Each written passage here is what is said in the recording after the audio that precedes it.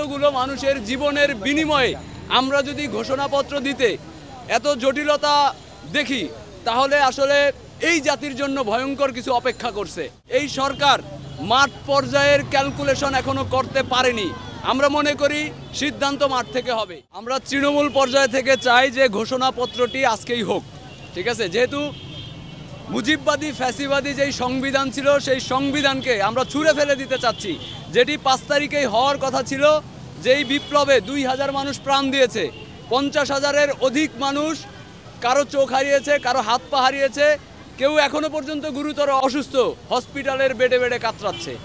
অনেকে স্বজন হারিয়েছে, কেউ ছেলে হারিয়েছে, কেউ তাদের বাবাকে হারিয়েছে, কেউ তাদের সন্তানকে হারিয়েছে। তো এতগুলো মানুষের জীবনের বিনিময়ে আমরা যদি ঘোষণাপত্র দিতে এত জটিলতা দেখি, তাহলে আসলে এই জাতির জন্য ভয়ঙ্কর কিছু অপেক্ষা করছে। যেটা আমরা বলতে চাই যে এই ঘোষণাপত্রটি এখনই দেওয়া উচিত। এটি সরকার যেভাবে সমন্বিত করেছে, এই সরকার মাঠ পর্যায়ের ক্যালকুলেশন এখনো করতে পারেনি। আমরা মনে করি সিদ্ধান্ত মাঠ থেকে হবে, সিদ্ধান্ত রাজপথ থেকে হবে। যেইভাবে সিদ্ধান্ত রাজপথ থেকে হয়ে 5 তারিখ ঘটেছিল, 36 জুলাই ঘটেছিল, শেখ হাসিনাকে বাংলাদেশ থেকে তাড়িয়েছিল, ঠিক একইভাবে এই যে ঘোষণাপত্র, এই ঘোষণাপত্র মাঠ থেকে হওয়া দরকার। বৈষম্য বিরোধী ছাত্র আন্দোলন সমন্বিতভাবে যেই বার্তাই দেখ, আমরা তৃণমূল পর্যায়ের যারা আন্দোলন করেছি বিভিন্ন জায়গায়, আমরা স্পষ্টভাবে বলে দিতে চাই যে বিগত 16 বছরে যারা $93 বিলিয়ন বিদেশে পাচার করেছে, তারা বাংলাদেশের রাজনীতিতে প্রাসঙ্গিক হবে না। যারা বিগত 15 বছরে ভোট চুরি করে ক্ষমতায় এসেছে এবং ভোট কারচুপির নির্বাচনে অংশগ্রহণ করেছে, তারা বাংলাদেশের রাজনীতিতে প্রাসঙ্গিক হবে না।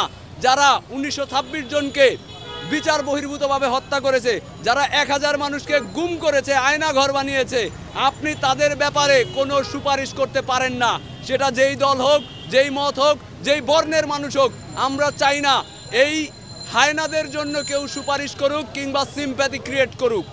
আওয়ামী লীগ দল হিসেবে নিষিদ্ধ হবে কি হবে না সেটি নির্ধারণ করবে জনগণ। আমরা মনে করি আওয়ামী লীগ যেই জঙ্গি সংগঠনের রূপ নিয়েছিল বিগত 15 বছরে, ফ্যাসিবাদী সিস্টেমকে ধারণ করেছিল, কায়েম করেছিল, তারা কখনোই গণতন্ত্র চায়নি। তারা সবসময় চেয়েছিল এই সিস্টেমকে ধারণ করে তারা যুগের পর যুগ ক্ষমতায় থাকুক এবং বিভিন্ন প্রকল্প দেখিয়ে লুটপাট করে বিদেশে অর্থ পাচার করবে। আমরা দেখেছি মালয়েশিয়ায় সেকেন্ড হোম দেখেছি, আমরা দেখেছি কানাডায় তারা বাড়ি বানিয়েছে, আমেরিকাতে বাড়ি বানিয়েছে, সিঙ্গাপুরে বাড়ি বানিয়েছে। আমরা তো এগুলো দেখেছি চোখের সামনে, তারা কিভাবে তরুণদেরকে ভোট দিতে দেয়নি। সুতরাং যদি তারা নিষিদ্ধ হয়, সেটি 5 তারিখেই হয়ে গেছে, জনগণ রায় দিয়ে দিয়েছে।